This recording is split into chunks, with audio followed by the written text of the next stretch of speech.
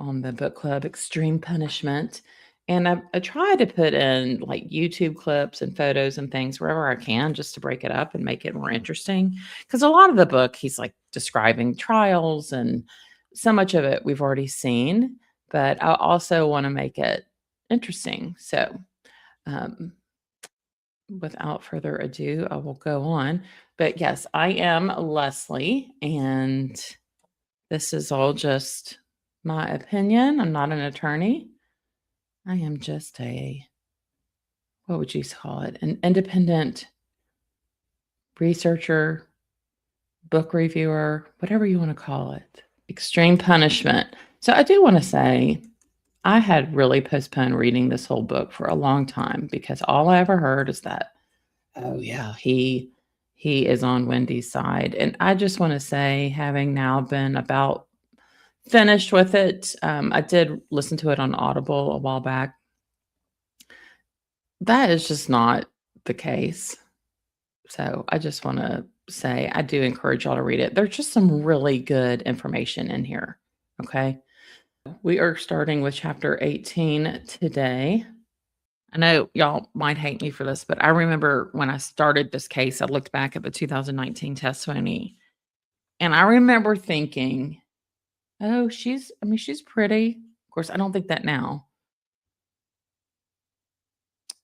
All right. So then I thought I would show a couple clips of Saam with his cross-examination of Wendi, but he really goes into what kind of cars, and Wendy's like, I don't know. She had a fancy car. I just don't really know what Charlie had, if it was a Porsche or Ferrari, which Jeff basically impeaches that statement because he said, oh, she definitely knew what he had because she would talk about it, about how her brother is a character.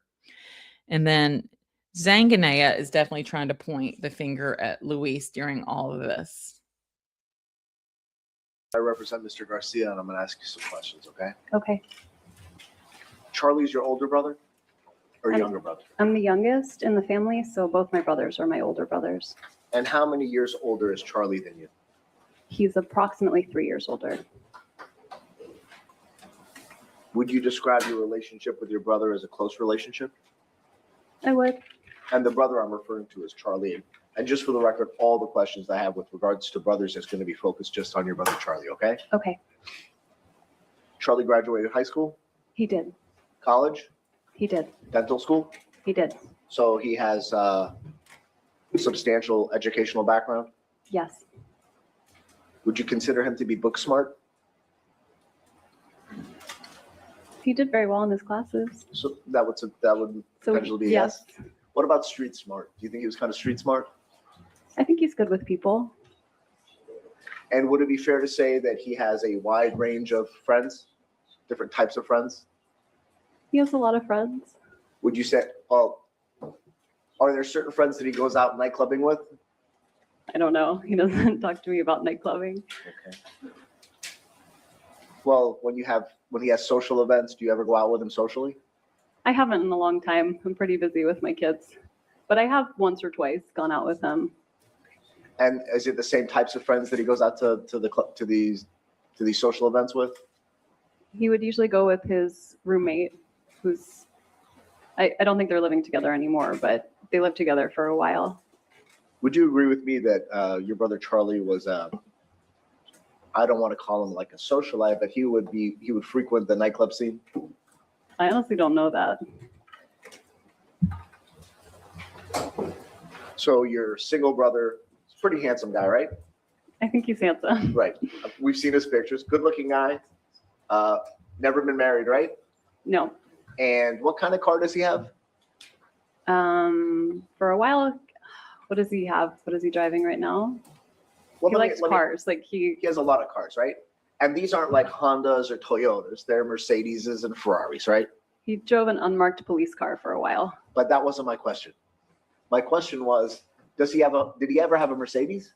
I think so, yeah. Okay, and it wasn't like a C300. It was like a 5 Series, right? I honestly don't know anything about cars. Well, it was the bigger Mercedes, right? It was big. It was the. So I hate how she just kind of repeats their questions, but just like turns it into a statement. Like, he's a likable guy. He had friends. Beach chillin'.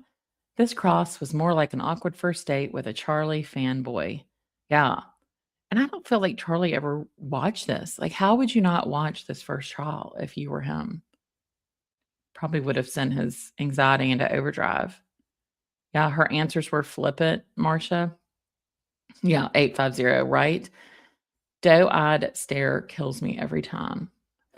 John Smith, but hitting the hot tub and back banging a Korean girl is up for discussion, right? Yeah, I know. You want to slug her. She's so smug. She's trying to look innocent and playing dumb. Good morning here for today. Cheryl, I think he's handsome. Mm-hmm. Yeah, but she's just like trying to, I don't really know what kind of car. It's like she was scared to like admit that, oh yeah, my family has money. So then we go into Tara's cross-examination, which y'all know I had to bring it up because he highlights it in the book. Now, you are testifying today under a state subpoena, correct? Correct. And that state subpoena gives you immunity for your testimony, right? Yes. Can you explain to the jury, since you're an attorney, what immunity is? Immunity is freedom from prosecution. So that means that anything you say today can't be used against you if the state decides to arrest you later on. The state isn't going to decide to arrest me. Do you know if they consider you a suspect? I don't know. I love that when she goes, state isn't going to decide to arrest me. And Tara goes, Now, the life insurance policy that the state was asking you about, have you received any money from the life insurance policy from Mr. Markel? I don't know if maybe in the beginning, the life insurance that Danny owed me about $100,000 when he died. I do think that his family made that disbursement. I don't know if they paid that through the life insurance policy, but other than that, there's been the life insurance policy is money put away for the kids. I've never seen it. Do you have? yeah, and she just continues to be evasive here. Michelle, I don't think I go as much into Chris's cross on this one just because I'm trying to just stick to like the chapters, but I know, but I did go into Chris DeCoste with like his Instagram pictures and pictures of his mom. And then of course they talk about the Truscott Drive. So I put a picture in here with the police tape. I wasn't concerned about the police tape. Okay. So we have 2 more of these, and then I'm taking a true hiatus. For anybody that joined late, I did want to show y'all the Miami prosecutor recruitment video, the state attorney's office. So this video, they called it a Miami Vice style video, is what made Chris DeCoste want to go to Miami because he loved it. So in case you missed it, I showed this. This is just like a 4-minute video, but this is what they would send to applicants.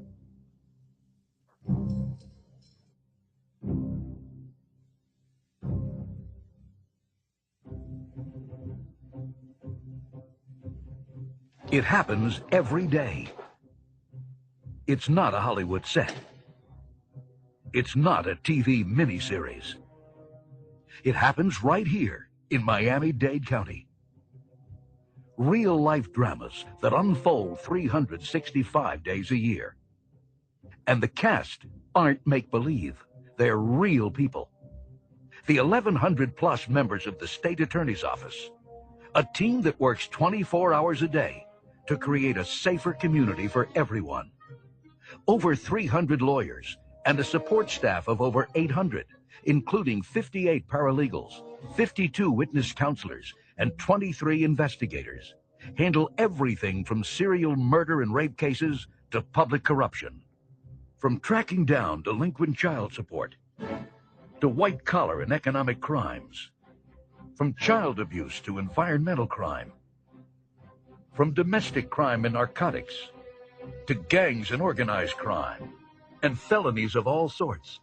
Ours is a never-ending commitment to our community. Because the decisions we make can impact individuals and families for a lifetime, our work and our passion is the pursuit of justice. The office is made up of specialized divisions each with real expertise in these areas, dealing with career criminals, homicides, drug trafficking, and more. It's quite an impressive organization, handling thousands upon thousands of cases. In fact, hundreds of thousands, making this office one of the largest of its kind in the nation, and by far the most involved in the community, involved with helping the victims, and dedicated to seeing that justice gets done. The lawyers get involved to the last detail of each and every case, working with over 35 local police agencies, sharing information and resources with federal agencies, the Secret Service, and even the Coast Guard. We are in Tallahassee, working with legislators to strengthen the laws that will ensure convicted criminals stay in jail. And we are at the crime scene to get first-hand knowledge of the crimes and the evidence. We handle a staggering caseload and continually lead the state in the huge numbers of career criminals we put behind bars and off the streets. In the last 5 years, city and county commissioners, mayors, and crooked cops have felt the message and are no longer in office. The office has attained an impressive conviction rate. Since 1993, we have consistently led the state of Florida in sending career criminals to prison, a fact that has contributed to our community being able to enjoy the lowest crime rates we've had in over 30 years. It didn't happen by accident. There are our special outreach programs like Project Safe Neighborhoods. There's the Gun Violence Enforcement Team, the Justice in Motion program, and the Multi-Agency Gang Strike Force, to name a few, that are out there trying to cut crime off and prevent violence before it happens. We provide services for the victims and witnesses of crime as well. Counselors, transportation, and forensic interviews. We aren't isolated in our offices. We are on the streets. South Dade, North Dade, all over town, all aimed at getting to the sources of crime and cutting them off. And in the courtroom, some of the best, most experienced prosecutors anywhere represent the citizens of this community with energy, with understanding, and a passion to see justice at work. It's just what we do, and do best. Everyone in this office, from prosecutors to support staff, is fully committed to seeking justice, both in the courtroom and in the community. The Miami State Attorney's Office recruitment video. So I guess Chris DeCoste was being recruited. They're going after young law grads, and they're just showing them, like, you can get a lot of experience dealing with these felony cases. And Chris says that it was such a cheesy video, but he loved it because it was, he called it a Miami Vice style video. But so that wraps up for today. Next week will be August 2nd. We're in August. So we've got 2 more Sundays remaining. So we're going to do chapters 23 through 26. And then the following Sunday we'll wrap up, and then we'll probably resume again after Labor Day. Like and subscribe, because every case has more to the story. I'm Leslie B.